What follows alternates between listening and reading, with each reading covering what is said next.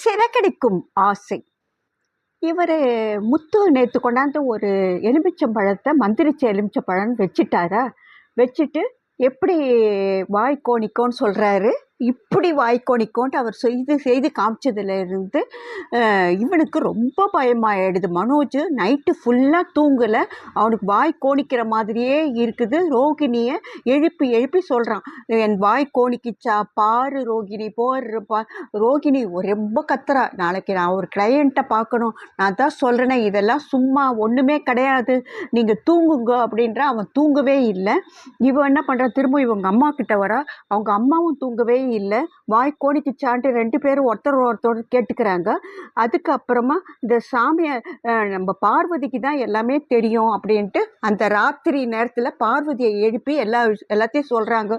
பார்வதி, இது மாதிரி நடந்து போச்சு, அவன் ஒரு எலுமிச்சை பழத்தை கொண்டாந்து வச்சுட்டான், ரொம்ப பயமாக இருக்குது, வாய் கோணிக்குமோன்னு பயமாக இருக்குதுன்னு போது பார்வதியும் சொல்கிறான், நானும் கேள்விப்பட்டிருக்கேன், இது மாதிரி மந்திரிச்ச எலுமிச்சை பழம் இருந்துச்சுன்னா தப்பு செய்தவங்களுக்கு வாய் கோணிக்கும் அப்படின்றா. ஐயோ நான் என்ன செய்கிறது அப்படின்ட்டு விஜயா கத்துறா. நான் நாளைக்கு காலையில் நீங்கள் வாங்க, ஒரு சாமியார்கிட்ட கூட்டிகிட்டு போகிறேன், அவர் ஏதாவது இந்த செய்வினையை எடுக்கிறதுக்கு ஏதாவது பலன் கொடுப்பாரு அப்படின்னு சொல்கிறாங்க. இவங்க காலையிலேயே 6 மணிக்கெல்லாம் விஜயாவும் மனோஜும் கிளம்புறாங்க. அப்போது எல்லாரும் வந்துடுறாங்க. இவர் கேட்குறாரு, அண்ணாமலை கேட்குறாரு, என்ன எங்கே போகிறீங்க அப்படின்றாங்க. அவகிட்ட சொல்லிட்டு வந்துட்டுருக்கான் மனோஜ், ஆன்ட்டிக்கு இவங்க அம்மாவை கொண்டு போய் ஒரு பார்வதி ஆன்ட்டியும் அம்மாவும் ஒரு ஃபங்க்ஷனுக்கு போகிறாங்க, அதுக்காக அவங்கள விட்டுட்டு நான் ஒரு கிளையண்ட்டை பார்க்க போனோம் அப்படிங்கிறா. அவளும் வரேன்னு சொல்கிறா. நீ வேண்டாம் நீ ஆட்டோ பிடிச்சிட்டு போயிடு அப்படின்னு சொல்லிட்டு மனோஜ் இங்கே வரான். இங்கே வந்த உடனே இவக்கிட்ட கேட்குறாரு, அண்ணாமலை எங்கே போகிற அப்படின்னு கேட்குறாரு. காலையில் எங்கே போகிறேன், பார்வதிக்கு உடம்பு சரியா இல்லை அப்படின்ற. என்னது பார்வதிக்கு உடம்பு சரியா இல்லையா, இவர் ஃபங்க்ஷனுக்குன்னு சொன்னார் அப்படின்னு சொல்கிறாரு. இல்லை ஃபங்க்ஷனுக்குன்னு கிளம்புனாங்க, திடீர்னு உடம்பு சரியில்லாமல் போயிடுச்சு, தனியாக இருக்கா இல்லை அப்படின்ற. என்ன உடம்புக்கு அப்படின்ட்டு அண்ணாமலை கேட்குறாரு. உடனே இவன் காய்ச்சல் அப்படின்றா, இவன் ஃபீவர் அப்படிங்கிறா, அவன் வாந்தி அப்படின்றான். 2 பேருமே மாற்றி மாற்றி சொல்கிறாங்க. இது என்னாச்சு அப்படின்னு கேட்குறாங்க. என்னவோ சரி சாமி கும்பிட்டுட்டு போங்க அப்படின்றாங்க. சாமி ரூமுக்குள்ளே போகிறதுக்கே விஜயா பயப்படுறா. பயந்து அந்த எலுமிச்சை பழத்தை பார்த்து அவளுக்கு என்னவோ மந்திரம் சுற்றிட்டு வர மாதிரி இருக்குது. இவ உடனே கிளம்பி மனோஜோட அங்கே சாமியார்கிட்ட போயிட்டாங்க.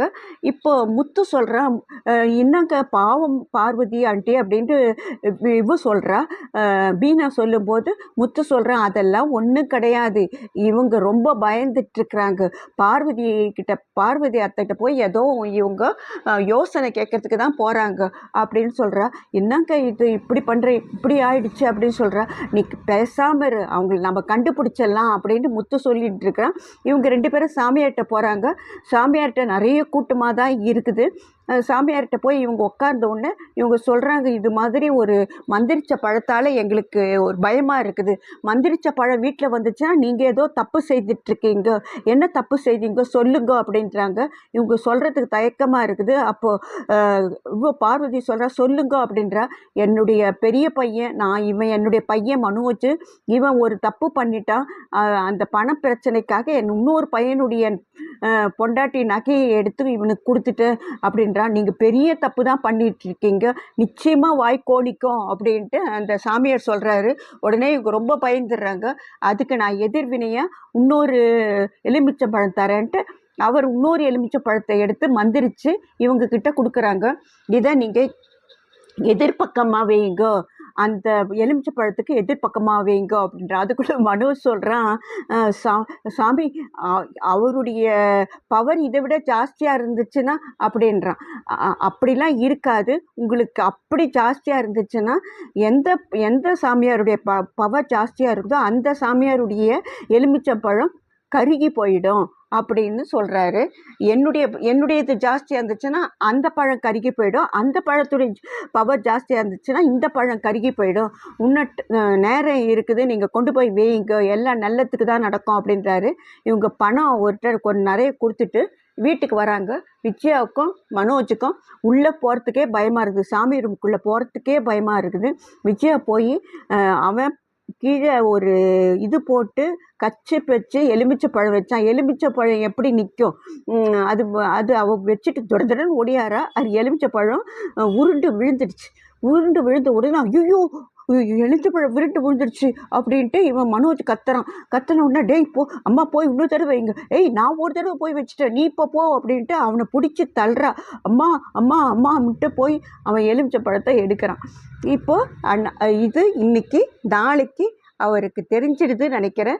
அண்ணாமலைக்கு அவர் போட்டு மனோஜை அடின்னு அடிக்கிறாரு. உன் திருட்டு புத்தி போகவே இல்லையாடா, உங்களுக்கு கொஞ்சம் கூட வெக்கமாக இல்லையா அப்படின்னு அடிக்கிறாரு. இதோட இன்றைக்கும் நாளைக்கும் எபிசோட் முடிஞ்சிச்சு. ப்ளீஸுங்க லைக் போடுங்க.